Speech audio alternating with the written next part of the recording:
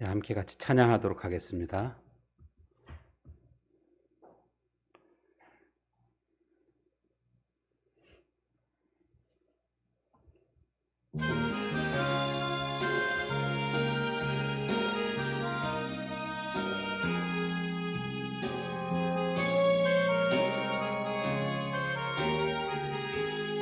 전능하신 나의 주 하나님, 전능하신 나의 주 하나님은 능치 못하실 일 전혀 없네. 우리의 모든 간구도, 우리의 모든 생각도, 우리의 모든 꿈과 모든 소망도 신실하신 나의 주 하나님은 우리의 모든 괴로움 바꿀 수 있네. 불가능한 일 행하시고 죽은 자를 일으키시니 그를 이길 자 아무도 없네. 주의 말씀 의지하여 깊은 곳에 금을 던져 그가 놀라운 일을 이루시는 것 보라. 주의 말씀 의지하여 믿음으로 금을 던져 는 자에게 능치 못함 없네. 주의 말씀 의지하여, 주의 말씀 의지하여 깊은 곳에 금을 던져 오늘 그가 놀라운 일을 이루시는 것 보라. 주의 말씀 의지하여 믿음으로 금을 던져 믿는 자에게 능치 못함 없네.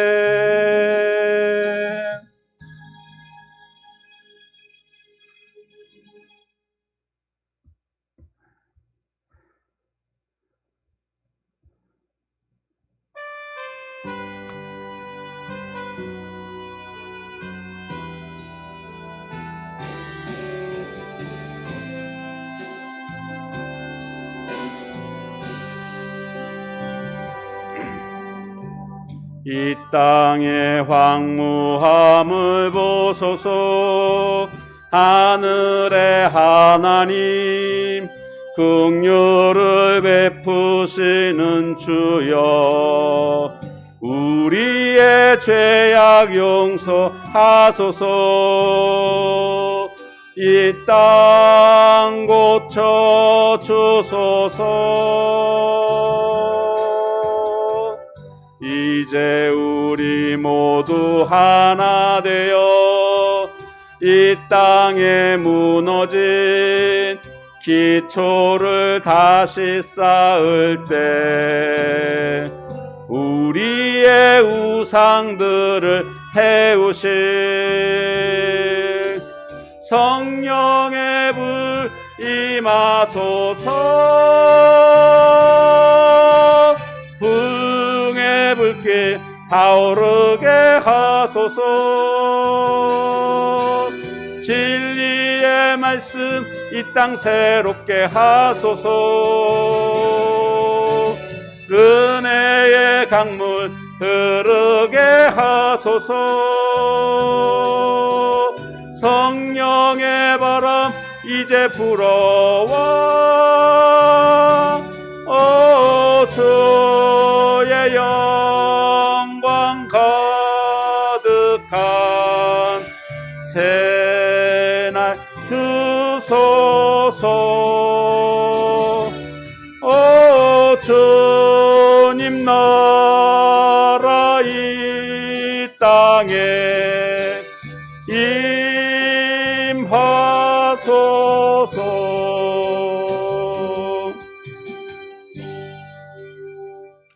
아멘.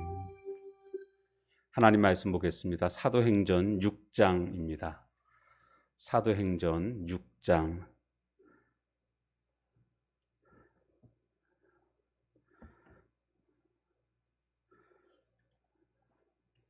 1절에서 7절까지 말씀 보겠습니다.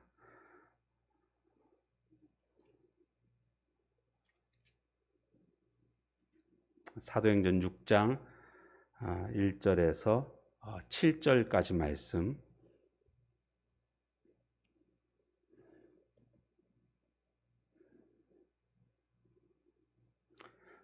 자, 교독하겠습니다. 그때 제자가 더 많아졌는데 헬라파 유대인들이 자기의 과부들이 매일의 구제에 빠짐으로 히브리파 사람을 원망하니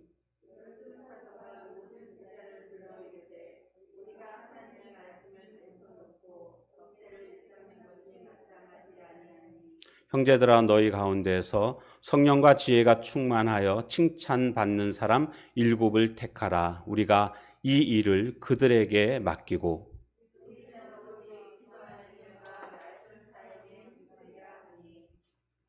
온 무리가 이 말을 기뻐하여 믿음과 성령이 충만한 사람 스데반과 또 빌립과 브로고로와 니가노르와 디몬과 바메나와 유대교에 입교했던 안디옥 사람 니골라를 택하여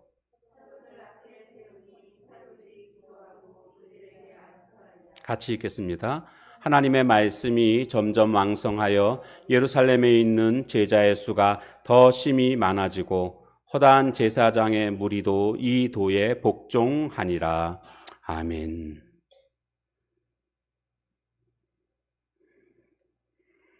자, 오늘은 문제 해결의 법칙이라는 제목으로 함께 같이 은혜를 나누도록 하겠습니다. 문제가 없는 곳은 공동묘지다, 이런 말을 들었습니다. 왜요? 생명이 없기 때문에. 이것을 거꾸로 얘기하면 생명이 있는 곳에는 늘 문제가 있다. 사람이 살아가는 그런 곳에는 다 문제가 있다라는 것을 말해주고 있습니다. 하나님은 왜 그러면 우리의 삶 속에서 이런 문제를 허락하실까? 그것은요, 우리가 편안하게 살아가는 것에 하나님이 관심 갖고 계신 게 아니고 우리가 성장하기를 하나님은 원하고 계시다는 것을 깨닫게 됩니다. 문제를 통해서 우리가 더 성장할 수 있기 때문에 그렇습니다. 이스라엘 백성들을 이끌고 나오실 때에 하나님께서는 그들을 궁전으로 이끌고 나온 게 아니라 광야로 이끌고 나오셨습니다. 광야는 문제가 많은 곳입니다. 그런데 그 문제 많은 광야에서 이스라엘 백성들은 연단되어졌고 성숙할 수 있었던 것을 보게 됩니다. 우리가 인생을 살아가면서 하나님께서 우리 주위에 막 힘든 사람들을 보내는 것들을 경험하게 됩니다. 마치 광야에 우리를 몰아넣으시는 것처럼 우리 주변에 문제 많은 사람, 힘든 사람들을 보내신다라는 것은 그와 같은 사람들을 통해서 내가 더욱더 성장하기를 원하시는 하나님의 뜻이 있구나라는 것을 우리는 깨달아야 됩니다. 초대교회, 예루살렘 교회는 얼마나 성령 충만한 교회였습니까? 그래서 오순절날 성령이 임함으로 말미암아 시작된 교회 아닙니까? 충만히 임했죠. 그런데도 불구하고 예루살렘 교회에도 문제가 일어나게 됩니다. 그들 안에 갈등의 문제가 생기게 됩니다. 자, 오늘 말씀 1절 말씀을 우리 같이 한번 읽어볼까요? 시작. 그때에 제자가 더 많아졌는데 헬라파 유대인들이 자기의 과부들이 매일의 구제에 빠짐으로 히브리파 사람을 원망하니. 여기 보니까 지금 구제 문제 때문에 갈등이 생기게 됩니다. 그런데 왜 지금 이와 같은 문제가 생겼는가 보니까 제자가 더 많아졌는데, 그러니까 성장으로 인해서 교회에 문제가 생기게 됐다라는 것을 알 수가 있습니다. 그러니까 성장하는 데에 따른 문제가 생겼는데 이제 많은 사람들을 도와줘야 되는데 헬라파 유대인들, 히브리파 유대인들, 그 과부를 도와주는 데 있어서 공평하게 도와줘야 될 텐데 괜히 남의 떡이 커 보인다고 저 히브리파 사람들이 히브리파 과부들만 더 많이 도와주는 것처럼 그렇게 느껴지는 겁니다. 그래서 이것을 문제 삼았습니다. 히브리파 유대인과 헬라파 유대인은 어떤 차이가 있냐 하면 현재 예루살렘에 살고 있는 유대인들은 히브리파 유대인들입니다. 그런데 헬라파 유대인들은 언어 자체를 헬라어를 쓰고 있습니다. 그리고 그 헬라어를 쓰는 이유가 그때 당시에 헬라 문명이 전 세계를 지배하고 있었기 때문에, 그러니까 원래 혈통으로는 유대인이지만 이제 포로로 잡혀가게 되지 않았습니까? 그래서 그곳에서 생활을 하고 있는, 그런데 그 생활하고 있던 그 자녀들이 또 태어나지 않겠습니까? 그러니까 그런 2세들이나 혹은 현재 포로로 돼 있다가 거기서 그냥 눌러 앉아서 살고 있는 사람들, 이것을 이제 디아스포라라고 보통 얘기를 하는데, 그 사람들을 헬라파 유대인이라고 부르고 있습니다. 혈통적으로야 뭐 둘 다 유대인이긴 하지만 문화적으로, 언어적으로 보면 헬라의 영향을 받고 있는 사람들입니다. 성장을 하다 보니까 그런데 이 갈등 문제가 생기게 됩니다. 애기 엄마들이 임신을 하게 되면 배가 부릅니다. 그래서 막 힘들다고 힘들어하는 내색을 합니다. 근데요, 아기를 낳은 다른 엄마들이 옆에서 얘기를 합니다. 뭐라고 얘기를 하는가 제가 들어봤더니 그때가 제일 편해, 이런 얘기를 하더라고요. 힘들어 죽겠는데 막 배가 막 이렇게 불러가지고 무거워가지고 힘든데도 그때가 제일 편한 때야, 뭐 이렇게 얘기를 하는 거예요. 그게 무슨 뜻인가 나중에 보니까 이제 아이가 밖으로 나오게 되면 신경 쓸 일이 훨씬 더 많아지는 겁니다. 그리고 이제 청소년기, 이제 사춘기에 들어들면, 접어들게 되면 그때부터는 뭐 그냥 정신이 없습니다. 막 대들기도 하고 소리도 지르기도 하면서 뭐 그렇게 하는데 감당하기가 힘든 거죠. 성장하다 보면 문제가 생깁니다. 근데 또 성장 안 해도 또 문제입니다. 그러면 우리는 어떤 문제를 선택해야 되겠습니까? 그래도 성장하는 쪽 문제를 선택해야지, 성장하지 않는 것 때문에 문제가 생기는 쪽을 선택하면 안 되겠죠. 왜냐하면 성장하는 쪽의 문제는 그 문제 해결하면서 더욱더 말 그대로 성숙되어지고 성장하게 되는 결과를 가져오기 때문에 그렇습니다. 지금 이 예루살렘 교회는 이런 어떤 무슨 갈등이라고 해야 되나요? 이게 어떤 뭐 민족 간의 갈등이라고 말할 수는 없고요. 이건 하여간 그 사람들과 토베기와 바깥에서 들어온 사람들 간의 어떤 갈등 구조라고 이렇게 생각해 보면 될 것 같습니다. 어디에나 다 문제가 있다라는 것을 또 우리가 어디에서 발견하게 되냐면, 아담과 하와가 살았던 에덴 동산에도 문제가 있었습니다. 거기 사탄이 등장하지 않습니까? 뱀으로. 그래가지고 유혹해서 그 뱀의 꼬임에 넘어가서 죄를 짓게 되는 이런 모습도 우리가 보게 됩니다. 그러니까 문제는 어디에나 다 있다. 아무리 은혜스러운 교회라고 해도 다 문제는 있기 마련이고요. 어떤 가정이라도 다 문제는 있기 마련이라는 겁니다. 문제는 그런데 해결하면 됩니다. 문제가 없기를 바라는 것이 아니라 문제는 해결하면 됩니다. 오늘은 문제를 해결하는 데 있어서 우리가 어떤 기억해야 될 것, 우리가 알아야 될 것들을 한 4가지 정도 살펴보려고 합니다. 그 첫 번째는 바로 문제를 인정하는 것이 문제를 해결하는 시작이다. 문제를 인정해야 한다라는 겁니다. 초대교회에 지금 문제가 생겼을 때에 말씀에 보니까 어떻게 했는가? 2절에 보니까 12사도가 모든 제자를 불러 이르되, 사람들을 다 불러 모았습니다. 이것을 꼭꼭 숨겨놓고 문제를 해결한 게 아니라 문제를 드러냅니다. 우리한테 이런 문제가 있다라는 것을 다 사람들을 불러 모았습니다. 지금 직면한 문제들을 인정하고 있는 그런 모습입니다. 근데 그들이 이렇게 얘기를 하죠. 우리가 하나님의 말씀을 제쳐놓고 접대를 일삼는 것이 마땅하지 않다. 여기 접대라는 것은 과부들 구제하는 일입니다. 이렇게 하는 게 마땅하지 않다.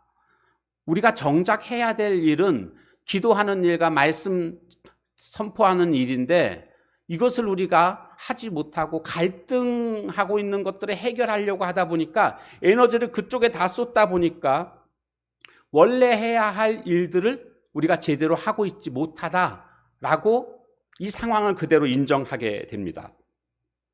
여러분, 환자가 병이 걸렸습니다. 그러면 자신이 병자라는 것을 인정해야 됩니다. 그리고 어떻게 해야 됩니까? 그 다음에 병원에 가야 됩니다. 아니면 약을 먹든지, 이런 병을 인정해야지. 아니, 난 괜찮아. 이러면 병을 더 키우게 되고 나중엔 손을 못 쓰는 그런 단계까지도 나오게 됩니다. 문제가 생겼을 때는요, 우리가 인생을 살아가면서 문제가 생기면 그 문제를 그대로 인정해야 됩니다. 그리고 하나님 앞에 이 문제를 해결해 달라고 나와서 엎드려야 됩니다.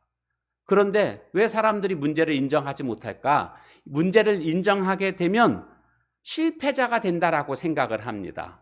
실패를 인정하는 것처럼 여기고 있다라는 거죠. 그래서 지금 아무 문제 없는 것처럼 그렇게 문제를 외면하려고 하는 이런 모습들을 보게 됩니다. 그런데 인생에서 성공한 사람들을 살펴보게 되면 한결같은 공통점이 있는데, 어려움과 역경들을 이겨냈다라는 것들을 발견하게 됩니다. 그래서 어둠의 골짜기들을 다 통과한 사람들, 이 사람들이 진정한 인생의 성공자들이라는 것을 우리가 발견하게 됩니다. 성공이라는 것은요, 이처럼 실패라는 것을 통과해야만 얻을 수 있는 그런 것이다. 그래서 그런 말도 하더라고요. 실패는 성공의 필수 과목이다. 이런 말도 있습니다. 반드시 실패를 거쳐야만 진정한 성공자라고 인정을 받게 된다라는 거죠. 실패는 결코 부끄러운 게 아니라는 겁니다.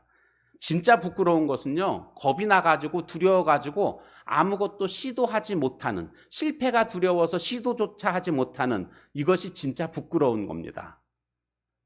시도해보고 실패한 것은, 그것은 이렇게 하면 실패한다라는 한 가지 방법을 또 터득한 것 아니겠습니까? 에디슨이 정말 많은 것들을 발명을 했는데 그가 실패한 게 11만 회라고 합니다. 82세까지 그가 발명에 전념했는데 11만 회나 그가 실패를 했다는 거죠. 그런데 그런 실패들을 통해서 그가 정말 많은 것들을 발명을 하게 됐는데, 발명한 것과 그의 나이를 계산해 보니까 열흘에 하나씩 발명품을 발명했다라는 통계가 나오더라고요. 그만큼 그는 수많은 실패들을 통해서 결국 발명해낸 것을 볼 수가 있습니다. 그래서 오늘 우리도 인생을 살아가면서 실패하게 되는 것은 결코 부끄러운 것이 아니다. 그것을 인정할 줄 아는 그것이 아주 중요합니다. 인정하고 시작하면은요, 벌써 이미 반은 문제가 해결됐다. 그렇게 우리가 알아야 되겠습니다. 시작이 반이다. 그 말이 꼭 맞는 것 같습니다. 자, 두 번째로는 우리가 알아야 될 것. 그것은 바로 문제 속에 감추어진 하나님의 일하심을 우리는 기대해야 된다라는 겁니다. 문제 속에서 그 다음에 이제 하나님이 일하실 것을 기대할 수 있어야 됩니다. 문제가 생길 때 가장 중요한 것은 시각입니다. 바라보는 시각. 어떤 시각으로 바라보느냐.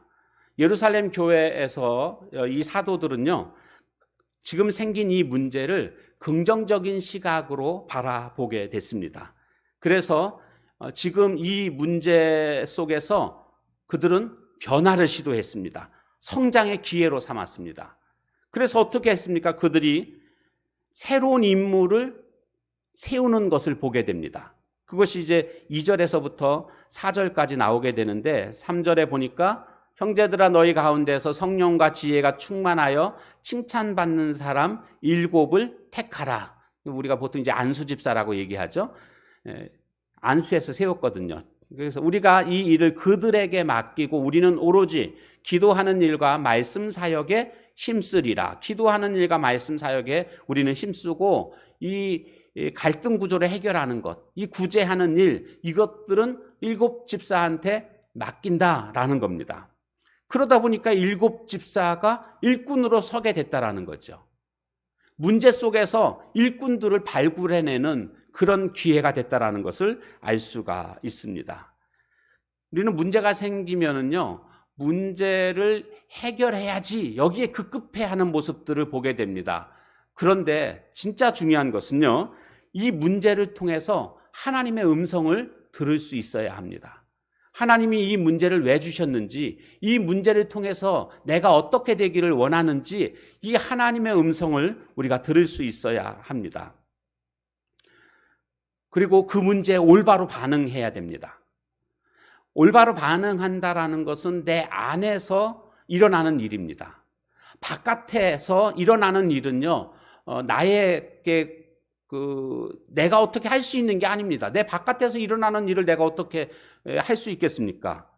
그것은 내 권한 밖입니다. 그러나 어떤 일이 일어난 것에 대해서 반응하는 것은 내 안에서 일어나는 것이고, 내 안에서 일어나는 것은 내가 이렇게 반응할 것인지 저렇게 반응할 것인지는 내가 선택할 수 있는 겁니다. 그래서 어떤 일이 생길 때 우리가 그 일에 대해서 잘 반응해야 되는데, 제대로 잘 반응하기 위해서는 먼저는 우리 마음을 잘 지켜야 합니다. 성경 말씀 잠언 4장 23절에 보면 모든 지킬 만한 것 중에 더욱 내 마음을 지키라. 생명의 근원이 이에서 남이니라 라고 말씀하고 있습니다. 어떤 일이 생기게 되면은요, 막 당황하게 되고 마음이 조급해지게 되고, 그래서 분별을 제대로 못하는 경험들을 많이 해보게 되죠. 그러니까 무엇보다도 내 마음을 지켜야 됩니다. 그것이 문제가 생겼을 때 올바로 반응하는 방법인데, 마음을 올바로 지키기 위해서 해야 될 것이 있습니다. 야고보서 5장 13절 말씀, 기도하는 겁니다. 기도하는 것. 너희 중에 고난 당하는 자가 있느냐? 그는 기도할 것이요. 즐거워하는 자가 있느냐? 그는 찬송할지니라 라고 말씀하고 있습니다. 고난이 찾아오게 되면 즉각적으로 반응해야 됩니다. 내 마음을 지키기 위해서 어떻게 하라고요? 기도하는 겁니다. 하나님 앞에 가지고 나아가는 겁니다. 특별히 저는 교회에 와서 기도하시기를 여러분들에게 권하고 싶습니다. 왜냐하면 시편 73편에 가보면 이 시편 기자가 악인이 의인보다 더 잘 되는 이와 같은 모습들 속에서 고민에 빠지게 됩니다. 하나님, 왜 악인이 의인보다 더 잘 됩니까? 이런 고민에 빠지게 됐을 때에 73편에 가보니까 그가 성소에 올라갑니다. 성소에 올라갔을 때에 깨닫게 됩니다. 시편 73편 17절 말씀, 하나님의 성소에 들어갈 때에야 그들의 종말을 내가 깨달았나이다. 그동안 고민됐던 것들이 있었는데 이 고민이 성소에 들어가니까 거기에서 그 악인들의 종말을 깨닫게 됐다라는 겁니다. 악인들의 마지막을 알게 됐다라는 겁니다. 그러니까 그동안 하나님 이건 아니지 않습니까? 라고 마음속에 불만과 불평으로 가득 찼었는데, 하나님의 성소에 올라가서 기도하니까 거기에서 모든 것들을 다 깨닫게 되었다라는 것을 말씀하고 있습니다. 그래서 여러분, 세상 사람들은 마음이 울적하고 요즘에 우울증 많이 있다고 그러죠? 밖에 돌아다니는 게 어려우니까. 그래서 뭐 합니까? 원래 딴 때 같으면 뭐 합니까? 보통 마음이 울적하면 어떻게 하죠? 멀리 나갑니다. 여행을 가고 그럽니다. 근데 요즘에는 여행도 제대로 못 가죠. 여행 가면 또 밥 먹어야 되는데 또 식당 이용해야 되고 막, 그러니까 여행 가기도 어렵고, 그러다 보니까 요즘에 우울증 걸린 사람들이 많이 있다, 뭐 그런 얘기들을 하는데, 그건요 세상 사람들의 방법이고요. 그런데 그거는요 한순간에 내 마음을 이렇게 시원케 할 수는 있을 것입니다. 그러나 그것은 해결책은 아니죠. 우리는 어떻게 해야 되겠습니까? 교회에 오십시오. 교회로 올라와서 주님 앞에 내 마음을 조용히 다 털어놓는 겁니다. 너 예수께 조용히 나가 내 마음을 하면서 주님 앞에 다 내어놓는 겁니다. 주님과 교제하는 그 상황 속에서 주님이 나의 그런 아픈 마음들을 어루만져 주시는 것들을 우리는 경험하게 될 것이고, 이 문제 속에서 내가 어떻게 해결해야 될 것인가도 깨닫게 될 줄로 믿습니다. 특별히 문제가 생겼을 때에 하나님의 일하심을 기대하라고 했는데, 성경에 보면요 문제가 생길 때 하나님이 역사하셨던 것들을 우리가 얼마나 많이 보게 됩니까? 가나 혼인잔치에 포도주가 떨어졌습니다. 문제가 생기니까 물이 포도주가 되는 기적을 경험하게 되지 않습니까? 제자들이 풍랑 속에서 사투를 벌이는 그런 상황이 벌어지니까 예수님이 바다 위를 걸어오셔가지고 잔잔케 하시는 놀라운 예수님의 일하심을 경험하게 되지 않습니까? 나사로가 죽으니까 죽었던 나사로를 살리시는 예수님의 능력을 또 보게 되지 않습니까? 이처럼 우리의 삶 속에서 어려움이 있을 때에 우리는 생각해야 될 것이 있습니다. 이 어려움 속에서 주님이 역사하실 시간이구나. 주님이 일하실 수 있는 시간이구나. 우리가 그렇게 생각할 수 있어야 되겠습니다. 그리고 실제로 바로 그때 주님이 일하시는 것들을 우리는 경험하게 됩니다. 세 번째로 문제의 핵심이 무엇인지 분별해야 됩니다. 문제의 핵심이 무엇인지. 지금 사도들은 인간관계 갈등 이거 해결하느냐고 에너지가 다 소비되고 진짜 자신들이 해야 될 것은 기도하는 것과 말씀 사역이었거든요. 이것을 제대로 하지 못했던 겁니다. 그래서 우리는 오로지 기도하는 일과 말씀 사역에 힘쓰리라 분별하고 있는 겁니다. 지금 문제가 무엇인지를 분별하고 있습니다. 사도들은요, 기도하는 일과 말씀 사역의 전문가들입니다. 물론 일반 성도님들도 기도하는 일과 말씀 사역을 해야 됩니다. 그러나 사도들은요, 전문가들입니다. 빌립 집사, 그다음 스데반 집사님도 말씀을 잘 가르치는 그런 모습들을 우리가 성경에서 보게 됩니다. 그러나 기도하는 일과 말씀 사역의 전문가는 이것은 하나님께서 사도들에게 맡기셨습니다.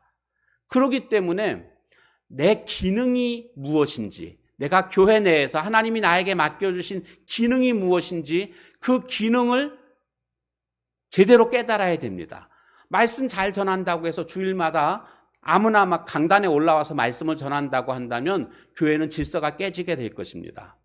말씀 사역하는 것은 말씀 사역의 전문가가 있는 것이고 전문가에 의해서 하는 겁니다. 수술을 생각해 보십시오. 수술을 하게 되면 간호원들이 거기서 어깨너머로 많이 배웁니다. 그래서 간호원들 보고 수술하라고 해도 수술을 할 수 있을 정도도 되기도 합니다. 그런데 아주 정말 정밀한 게 아닌 이상은 그렇다는 거죠. 그런데 간호원들이 수술하면 됩니까? 안 됩니까? 안 됩니다. 왜요? 위험하거든요. 그래서 자신이 해야 할 기능들이 있습니다. 교회 안에서도 내가 해야 될 기능이 무엇인지 그 기능에 따라서 하는 것입니다. 그것을 잘 분별해야 됩니다. 차를 파는 그런 영업사원이 아침에 출근을 했는데 아침 일찍 손님이 와가지고 차를 사겠다고 차를 좀 소개해달라고 요청을 합니다. 그런데 이 영업사원이 하는 말이 손님 지금은 차를 못 팔고요. 우리 지금 영업사원들 회의가 있습니다. 라고 했다고 한다면 이 사람은요 분별력이 없는 사람입니다. 그 영업사원들이 왜 영업사원들 회의를 하는 목적이 뭡니까? 차 팔기 위해서 아닙니까? 지금 손님이 와서 차를 사려고 하는데 그게 더 중요하지요.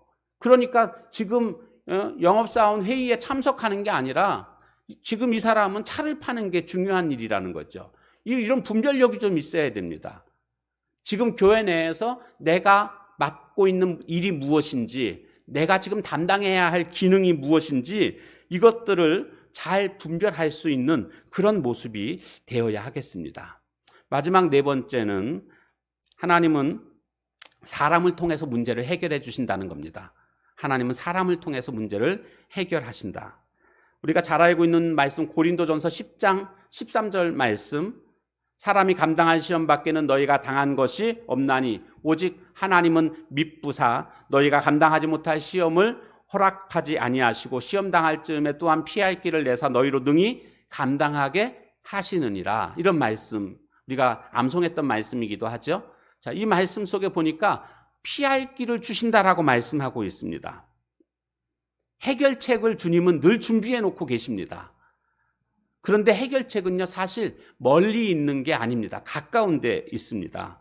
우리는 뭔가 문제가 생기면 자꾸 밖을 봅니다. 뭔가 저 바깥에서 뭔가 해결할 것이 있지 않을까 이런 생각을 하는데 그렇지 않다라는 겁니다. 하나님께서 모세를 부르십니다. 그래서 모세가 이제 이스라엘 백성들을 인도해내야 되는데 모세 입장에서는 이 일이 너무나 버거운 겁니다. 왜요? 자신은 그만한 능력이 없기 때문에. 그때에 여호와께서 모세에게 출애굽기 4장 2절에 보니까 그에게 이르시되 내 손에 있는 것이 무엇이냐? 그가 이르되 지팡이니이다. 모세의 손에 있었던 그 목자의 지팡이, 이 지팡이가 하나님의 지팡이로 바뀌게 됩니다. 그래서 그 지팡이로 애굽에 재앙을 내리기도 하고 재앙을 거두기도 하고, 이 지팡이로 말미암아 홍해가 갈라지기도 하고, 이 지팡이로 말미암아 반석에서 생수가 나오게 되는 놀라운 그런 일을 하는 하나님의 능력의 지팡이가 되는 것을 볼 수가 있습니다. 하나님은 다른 데 멀리 있는 거 사용한 것이 아닙니다. 마른 그 목자의 지팡이, 그거 하나 가지고 하나님은 모든 문제들을 다 해결하시는 것을 볼 수가 있습니다. 지금 이스라엘 교회 그 예루살렘 교회 안에 문제가 생겼을 때 어떤 식으로 문제를 해결합니까? 그들 안에 있는 성령 충만한 7 집사를 통해서 문제를 해결해 가는 것을 우리는 보게 됩니다. 5절과 6절 말씀, 자, 시작.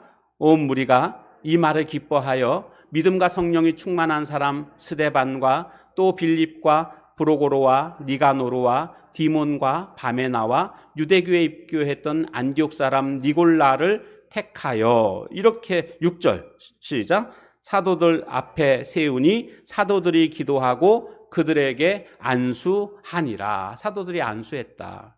7 집사를 세우게 되는 것을 보게 됩니다.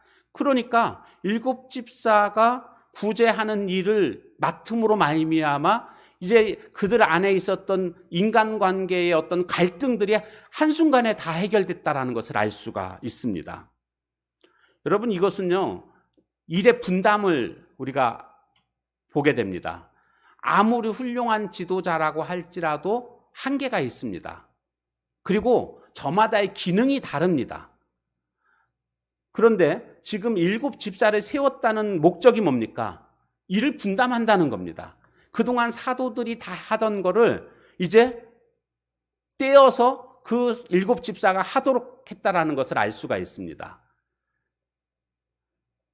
교회는 이렇게 되어야 합니다. 서로 기능이 다르기 때문에, 서로의 장단점이 다르기 때문에 이렇게 기능을 분담해서 하게 될 때에 놀라운 부흥을 우리는 보게 됩니다. 그래서 그 다음 7절 말씀 보십시오. 이렇게 했더니 어떻게 됐는가? 7절 시작.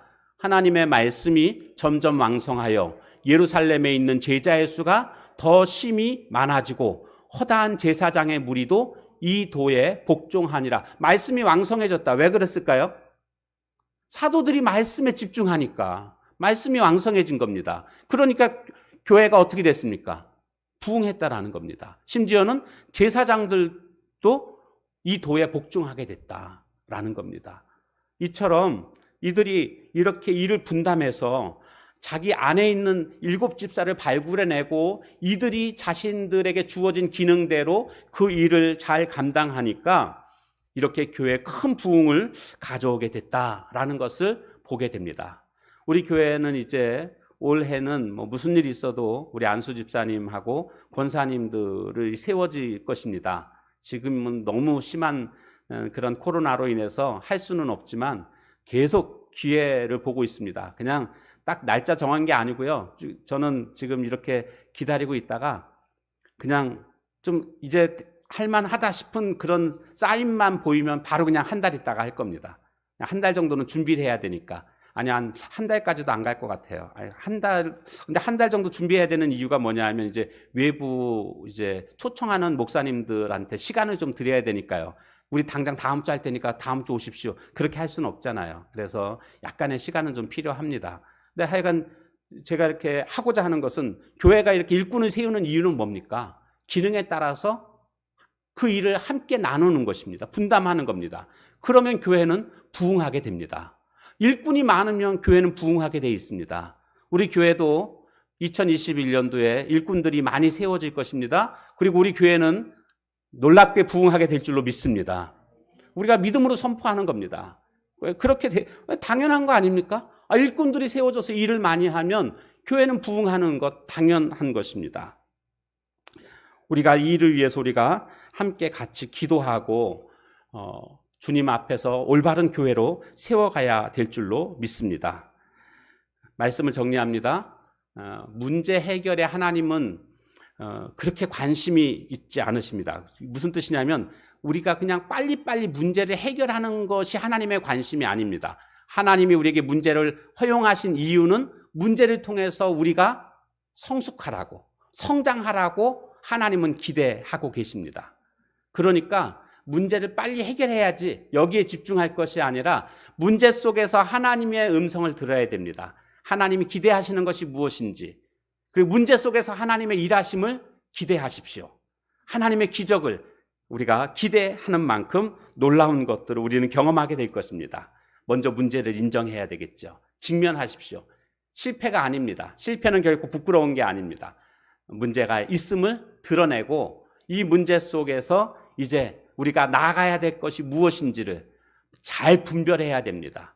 문제가 무엇인지를 분별하고 해결책이 무엇인지를 잘 분별하고 주님 앞에 마음을 지키고 나와 기도하는 겁니다. 기왕이면 성전에 와서 기도하십시오.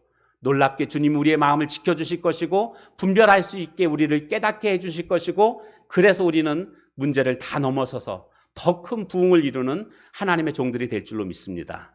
이 은혜가 모두에게 함께 하시기를 주님의 이름으로 축원합니다. 기도하겠습니다. 오늘 주신 말씀 기억하면서 우리 함께 같이 기도하는 시간을 갖도록 하겠습니다.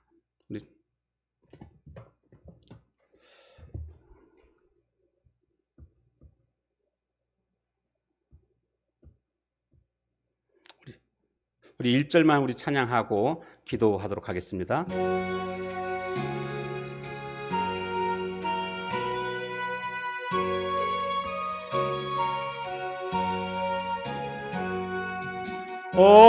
어려운 일 당할 때 나의 믿음 적으나 의지하는 내 주를 더욱 의지합니다. 세월 지나갈수록 의지할 것뿐일세.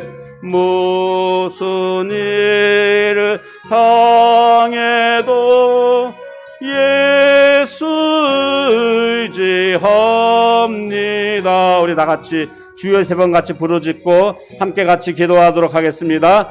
주여, 주여, 주여. 오 하나님 아버지, 어려움이 있었고 하나님 문제가 있을 때마다 하나님 문제 속에 매몰되는 오늘 우리가 아니라 문제를 통해서 하나님의 일하심을 경험할 수 있는 오늘 우리가 되기를 원합니다.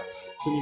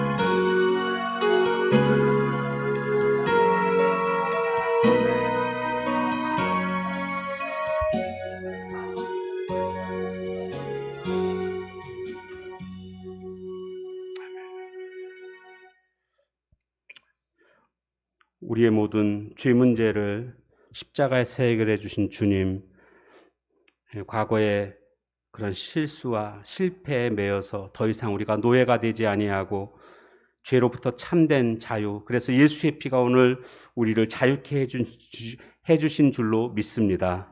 우리 삶의 그 어떤 문제도 주님이 다 해결해 주시는 주님이심을 믿사오니 주님 앞에 우리의 문제를 가지고 나아가 해결함 받을 수 있는, 그래서 가슴으로 머리로 해결하려고 하는 것이 아니라 기도로 해결할 수 있는 저희들 모두가 되게 하옵소서. 문제가 아니라 실력이 없음이 문제인 것을 깨닫게 됩니다. 문제를 풀 수 있는 실력만 있다면 어떤 문제일지라도 우리는 즐거움으로 감당할 수 있을 줄로 믿습니다. 수영 잘하면 강물이 더 이상 위협이 되지 않는 것처럼 하나님은 우리들의 삶 속에서도 우리 안에 계신 성령님은 지혜의 영이시고 능력의 영이시기에 우리의 삶의 어떤 문제도 다 해결할 수 있음을 믿습니다.